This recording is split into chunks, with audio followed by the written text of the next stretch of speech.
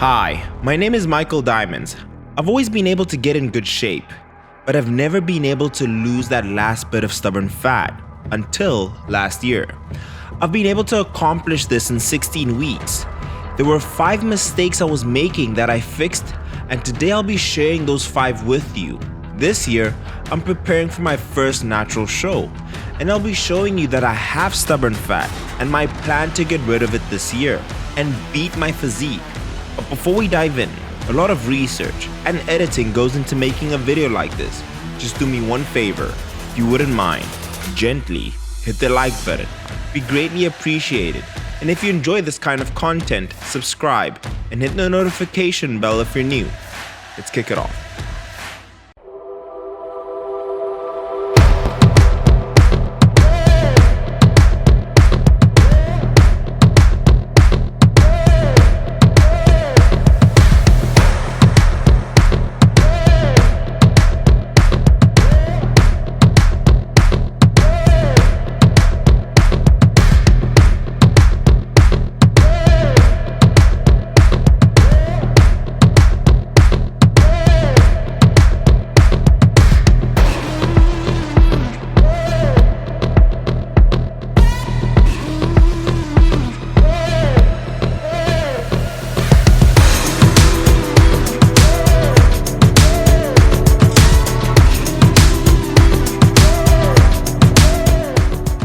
Good morning, my name is Michael Diamonds. I'm a junior doctor. Recently, I just got a phone for all my clients that I'm working with in their transformations, and a common question I get is, Mike, I'm unable to lose that stubborn bit of fat. I see my first 2-pack, I see my 4-pack, but I'm unable to get rid of the love handles, the last bit of fat. And in this video, I'll be giving you 5 reasons why you're not able to lose that stubborn fat. And that's happened to me as well. As you can see through these 2 videos, I was able to completely transform my body last year. I was able to lose all that stubborn fat. And this is a video of me right now. We're on day 28 of start, and this is from day 1 to day 28. And as you can see, I still have stubborn fat. And I'll be telling you 5 reasons why you're not able to lose that. But before I dive in, if you're looking to get coaching, guidance, connection with me to speak on a daily basis, to be able to achieve that transformation, sculptbyscience.com is the first link in the description to be coached by me. And the first reason, before we jump over to the gym, I'll be taking you throughout the day and telling you the 5 things, is time. As you can see between the 2 videos, it took me exactly 16 weeks to be able to lose fat around my stubborn areas, which include my abdominals, which include my love handles, which includes my back. It takes time. Most people are too impatient. They maybe start seeing some progress and then they give up and then they don't want to continue. It takes time, so be patient. Let's go on to tip number 2, and I'll catch you guys for that in the gym.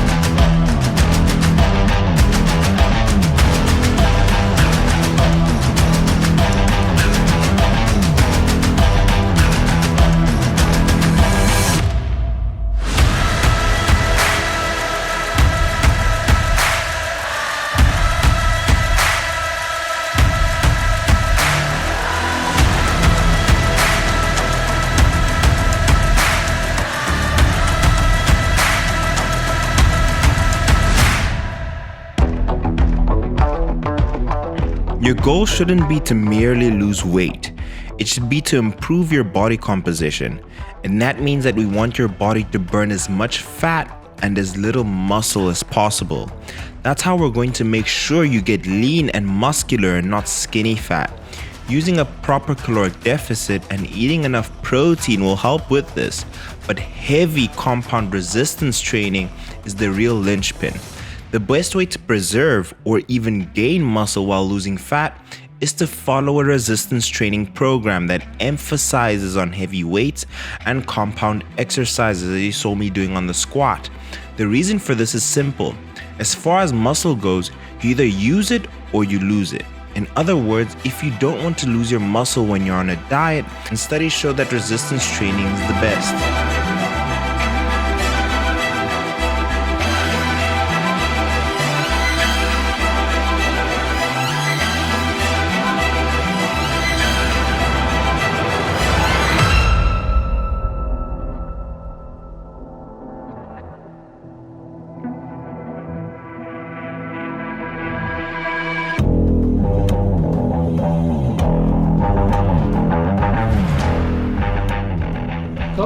Tip number 2 is training, especially resistance training.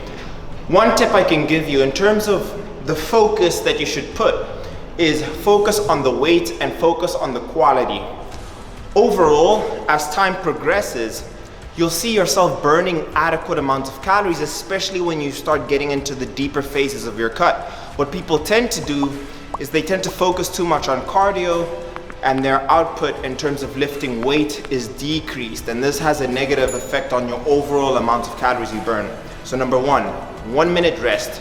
This will allow you to keep up the intensity. This will help you with your heart rate, and as you get into the deeper phases of your cut, you'll see yourself burning more calories, and you'll see yourself being able to get rid of that stubborn fat. Tip number 2 that I love, this is what I personally do, I stand by it. I do fasted training and fasted cardio. I'll talk about the research that has shown that this helps. Some people are against it, some people say there's research against it, but this is the research that I have, this is the research that has worked for me, this advice. And the third one is track your weight. This way you know you're still progressing in the gym. As you decrease calories, your body tends to want to decrease the amount of output it does, especially in the gym, so track your weights. That is the best advice I can give you in terms of resistance training. Long term, you'll see yourself get that effect. You'll see your abs starting to come together. You'll see your body's burning overall more calories, and you're able to maintain more muscle mass as you're losing weight. So that is tip number 2. Let's go into tip number 3, doing fasted cardio, which I personally know.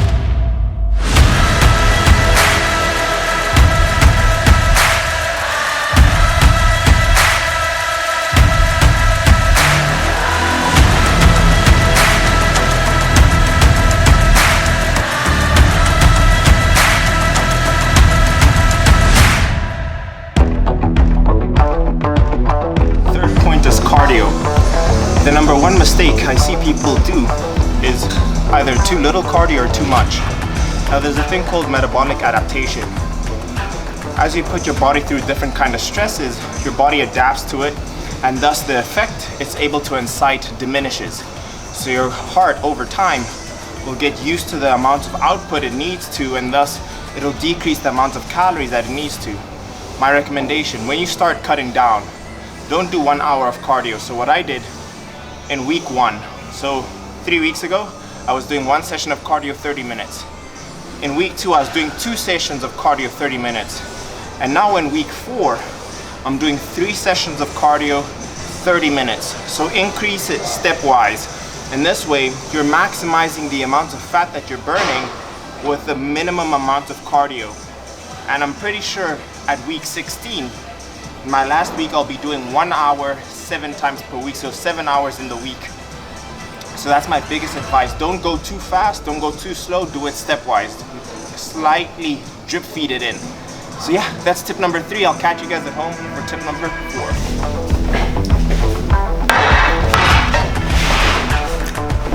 Tip number 4 is the diet, but the things I'm going to mention here is not just the average, you need to be in a caloric deficit. I'm sure you understand that. But I'm gonna mention things that are gonna help you to be able to lose stubborn fat.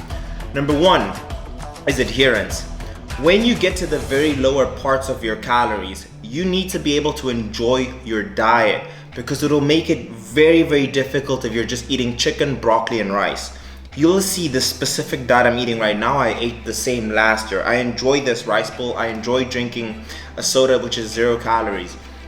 And all that I do as my weeks progress, I just decrease the portions. And this way it mitigates the negative effects of being in a caloric deficit. So that's number 1 is adherence. Number 2 is metabolic adaptation. Allow yourself to adapt to your diet. Don't change your calories too fast. So for the past 4 weeks, I've been at 2,750 calories and I've consistently seen myself drop in weight. Why I say that is too many people drop their calories too fast. They don't maximize the amount of fat that they can lose at a certain amount of calories because they're impatient. So after 4 weeks, I've been able to drop tremendous amount of weight. So that's the advice I give you. Allow yourself, your body, to drop the most amount of weight it can at a specific set of calories, so that when you get to the lower calories, you're still eating a lot of food and you're in very good condition. That's the second one. And the third tip that I can give you that will help you in terms of being able to maintain your diet is the more detail you put into your diet, the more detail you'll see in your body. Let me explain. If you track everything you consume, the sauce you put in your food, the amount of every gram of every macro that you put, I know it can sound OCD, but it will be to your benefit in the long term.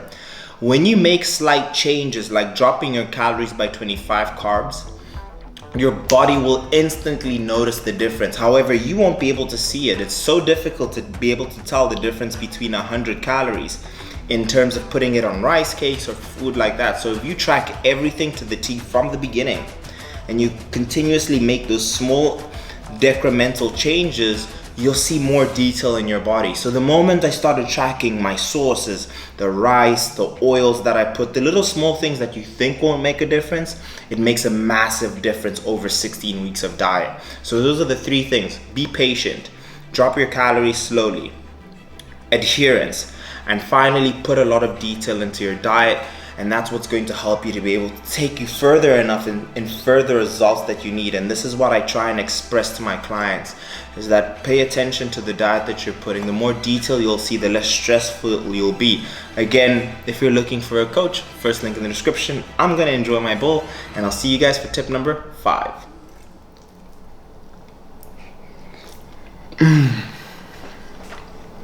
Oh my God, so good.